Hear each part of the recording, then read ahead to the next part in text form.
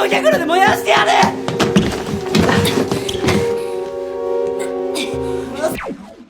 Flowers of evil.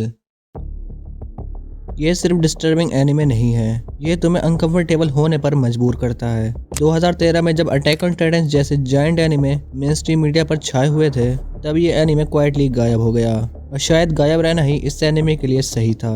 ये anime अपने viewer को अनईजी फील करवाने के लिए जाना जाता है। और आज मैं तुम्हें बताऊंगा कि क्यों फ्लावर्स ऑफ इविल को one of the most unsettling anime कहा जाता है। तो तैयार हो जाओ अपने कंफर्ट जोन से बाहर आने के लिए।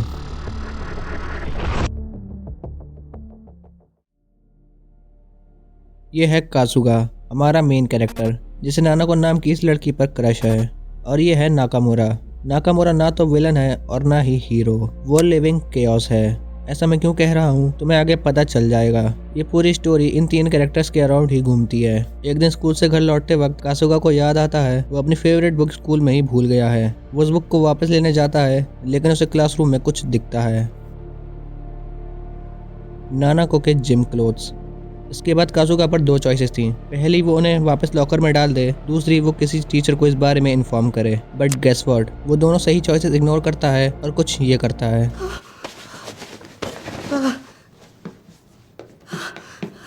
ये सबसे बड़ी मिस्टेक थी जो इसने अपनी लाइफ में की है, जिसके बाद ये स्टोरी गलत मोड़ ले लेती है।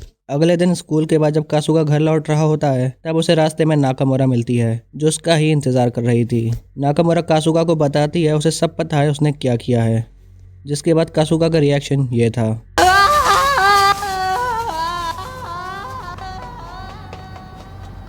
कासुगा इतना डर जाता है कि वो अपनी साइकिल ही छोड़कर वहां से भाग जाता है। कासुगा अभी के लिए तो भाग जाता है, बट वो ये नहीं जानता नाकामुरा के माइंड में क्या चल रहा है, या मैं कहूँ शायद कोई नहीं जानता। अगले दिन नाकामुरा कासुगा को लाइब्रेरी में बुलाती है, जहाँ वो उसे उसकी बुक के बारे में पूछती है, जिसका नाम वो फ्लावर्स ऑफ इविल बताता है। ये बुक ही इस पूरी मैस की कोर है, और इस बुक की डिटेल्स के बारे में मैं तुम्हें आगे बताऊंगा। नाकामुरा कासुगा को ब्लैकमेल करना स्टार्ट करती है। लाइब्रेरी में नाकामुरा कासुगा को पुश करती है और वो नानाको के उन पर जाकर गिरता है, जिसके बाद नानाको वहां से भाग जाती है। इतना सब होने के बाद भी नाकामुरा कासुगा के साथ ये करती है।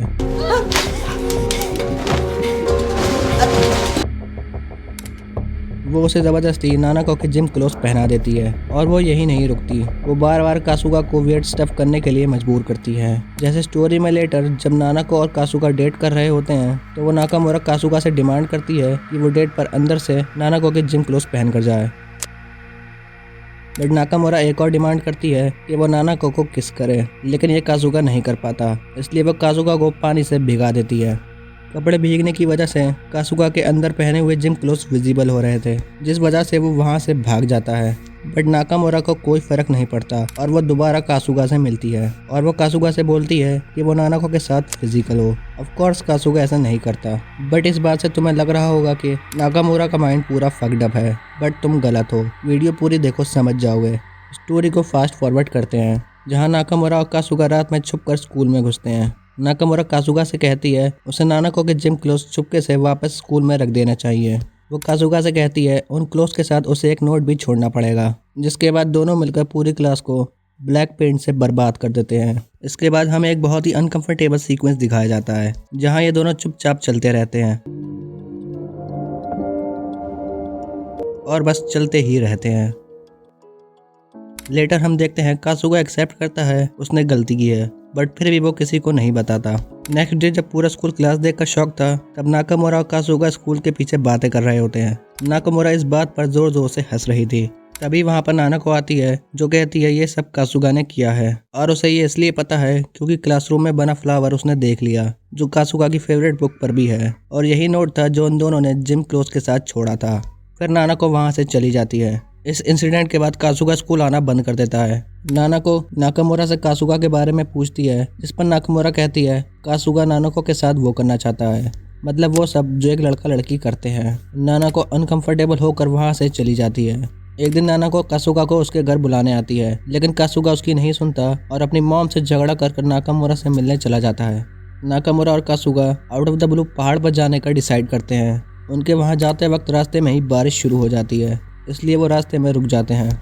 नानाको और कासुगा की माँ कासुगा को ढूंढ रहे होते हैं। नानाको उन दोनों को ढूंढ लेती है और कासुगा से बोलती है तुमने जो भी किया उसमें कुछ भी गलत नहीं था। यहाँ वो कासुगा के जिम क्लोथ चुराने वाली बात कर रही है और वो आगे बोलती है जो तुम मेरे साथ करना चाहते हो उसमें भी कुछ गलत नहीं है। वो ये सब फ्लावर्स ऑफ इविल बुक पढ़ने के बाद बोल रही थी जो कासुगा ने ही उसे गिफ्ट की थी। वो बोलती है उस बुक ने उसका नज़रिया बदल दिया है। उसे पता चल गया है कासुगा के दिमाग में क्या चल रहा है और वो इसको बिल्कुल भी गलत नहीं मानती। जिसके बाद नाकामुरा नानाको को बताती है डेट पर कासुगा अंदर से उसके जिम क्लोथ्स पहना हुआ था, लेकिन नानाको रिपीट करती है उसे इसमें कुछ भी गलत नहीं लगता।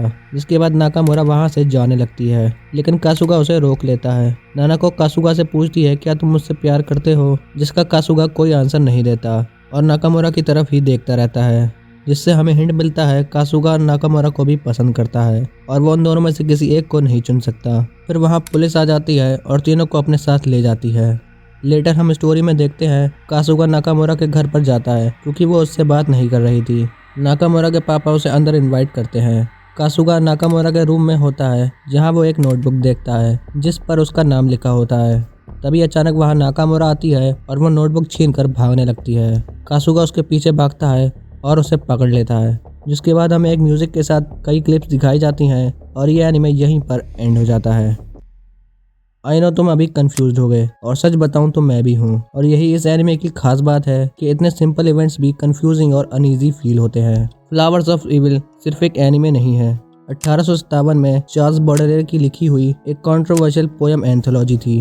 ये शेम, लस्ट और इविल के बारे में है जो ह्यूमंस के अंदर छुपा होता है। कासुगा उन लोगों जैसा है जो अपने डिजायर्स छुपा लेते हैं और नाकामुरा वो कुछ भी हाइड नहीं करती, वो सिर्फ एक मिरर है। इसलिए नाकामुरा विलन भी नहीं लगती, वो रियल लगती है। इसकी एनिमेशन स्टाइल जिसे रोटोस्कोपिंग कहते हैं, जिसमें रियल कैरेक्टर पर ट्रेसिंग करके एनिमेशन बनाई जाती है, और जब चीज़ें रियल होती हैं तो डिस्कम्फर्ट भी रियल होता है।